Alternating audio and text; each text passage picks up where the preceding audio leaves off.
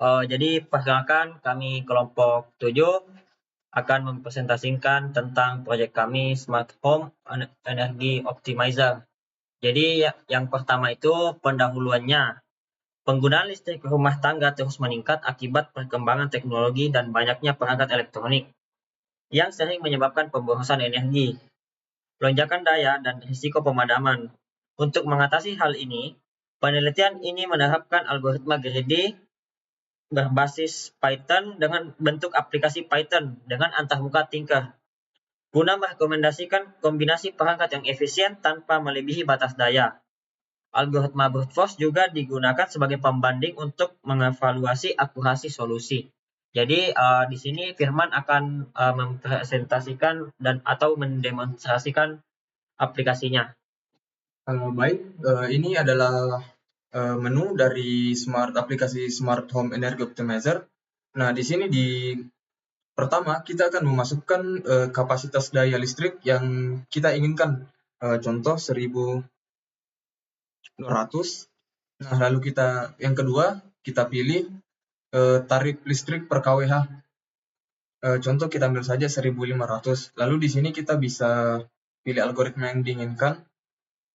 Nah, di sini kita bisa menginput perangkat atau nama perangkat. Contoh kulkas dengan daya sebesar 300 watt. Nah, di sini ada prioritas, di mana semakin rendah angkanya maka prioritas perangkat elektronik tersebut semakin penting.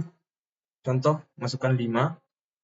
Nah, di sini kita akan mengatur jam menyalanya dalam per hari perangkat elektronik tersebut. Contoh di 24 jam.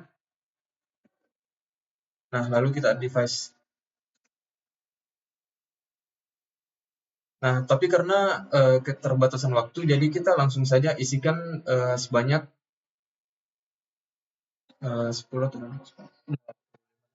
sebanyak 25 perangkat. Lalu kita pilih algoritma yang diinginkan. Mungkin pertama-tama kita bisa ambil greedy, lalu kita optimize. Nah, di sini kita bisa melihat waktu eksekusinya dan total daya yang digunakan sekitar 1070 watt. Adapun perangkat yang direkomendasikan dan estimasi biaya listrik harian. Nah, selanjutnya kita ke algoritma brute force, lalu kita coba optimize. Kita mendapatkan notifikasi. Oke.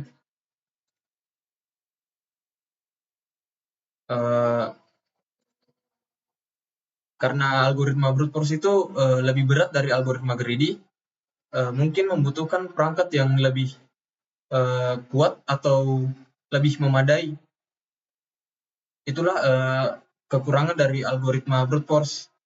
Mungkin kita bisa langsung skip saja, karena mungkin waktunya ini bisa memakan waktu sekitar setengah jam atau lebih.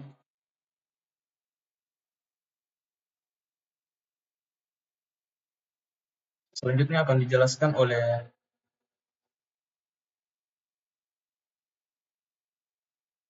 Akbar.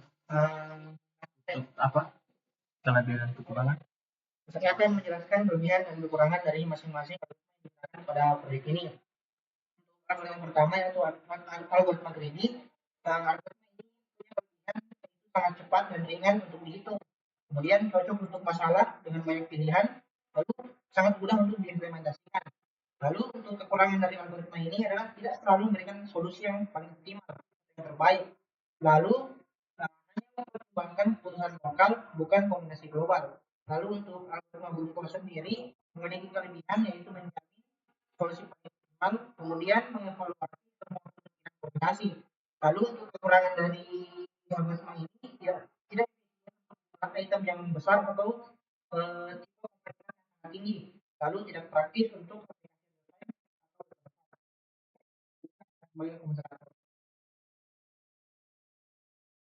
Jadi di sini saya akan membacakan kesimpulannya.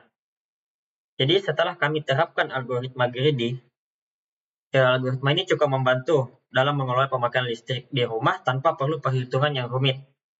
Pendekatan ini bisa memberi gambaran perangkat mana yang sebaiknya dinyalakan agar tidak melebihi kapasitas daya dari rumah kita.